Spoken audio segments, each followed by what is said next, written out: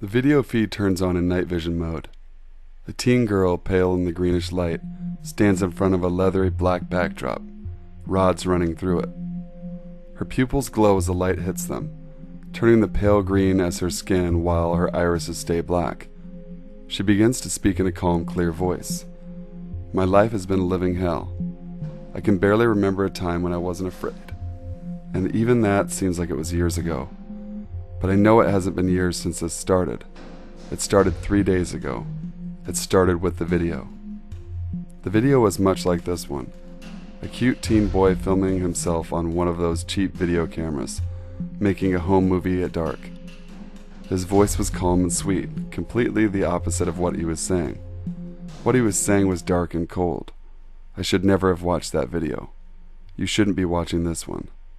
This is your last chance to turn back. To turn off the video. To save yourself from the terror that awaits you. Turn it off now. I see you didn't listen. I don't blame you. I didn't listen to his warning either. I thought I could handle the story that was to come. I was dead wrong. I applaud you for your bravery, but you were stupid. Oh well, no turning back now. I suppose I should have told you what you're in for. He never did that for me. He didn't do anything for me. Everything was for himself. He said that they were looking for recruits for the group he was a part of. I was to be their newest recruit, having seen the video. That confused me. How was he supposed to find me? And what if I didn't want to be part of their group? The latter obviously didn't occur to him.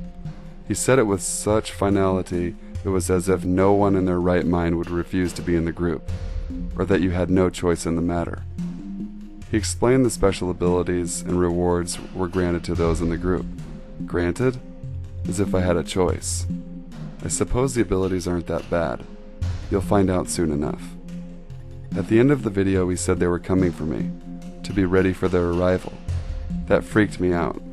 His voice was soothing but firm as he said that, and I had no doubt in my mind that they would find me. They did, that night. I was half asleep when they came, roused by an eerie silence and an odd, frightened feeling. Suddenly I heard a rustling from outside my window. A whoosh followed soon after. I ran to the window, and there they were, 5 of them, beckoning. They were smiling, but their eyes were cold and menacing. I screamed and ran towards my parents' room on the opposite side of the house. I passed a hall window just as something huge swooped past it, too fast for me to make out. I glanced out the window as I sprinted down the hall, and there they were on the front lawn, still beckoning, looking slightly annoyed.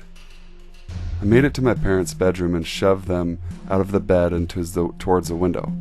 Nothing. I pushed them to my bedroom window. Nothing. They were gone. Annoyed, my parents scolded me, saying I was too old for these kinds of nightmares. If only that were true. They were everywhere the next day. On the drive to school, they were standing at the edge of the forest that bordered the road, standing, staring. My mom saw nothing. During classes, they were in the forest circling the school, just visible from the classroom windows. They darted in and out of sight, too fast for a normal human. I was the only one that saw them. By this time, they were visibly agitated. A few looked furious. I was a nervous wreck. It was only a matter of time before they got to me. They got to me that night. I didn't stand a chance. I stayed awake lying in bed trying to look out the window. I didn't want to know where they were. I should have checked. A hand burst through the window, shattering the glass. I ran for the door, but he was too quick for me. He got there before I did. His sweetness was gone. Rage poured from his body and out of his bright red eyes. I shrank to the floor, terror taking its hold. I felt 2 sharp needle pricks and lost consciousness. When I woke up, they explained my new abilities.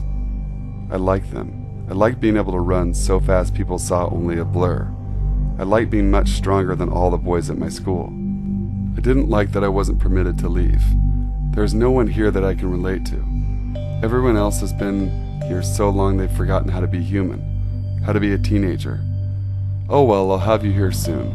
We can be friends. The girl adjusts her position slightly, stretching, getting more comfortable. The backdrop moves with her, stretching out slightly then folding on itself. It attaches to the girl at her shoulder blades. It is a pair of wings. Good luck trying to escape. You're going to need it. They have been doing this for centuries. They know exactly what you're going to try. You'll see me tonight. We'll be watching. The girl smiles slightly, then turns to look at the buttons controlling the camera.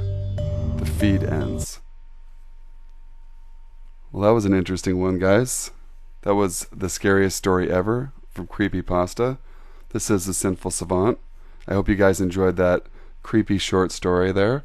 Make sure to like, comment, subscribe, and share the video. Join the Sinful Nation today, guys. Make sure to email me your stories to have them read in the next video. Until next time, stay sinful, guys.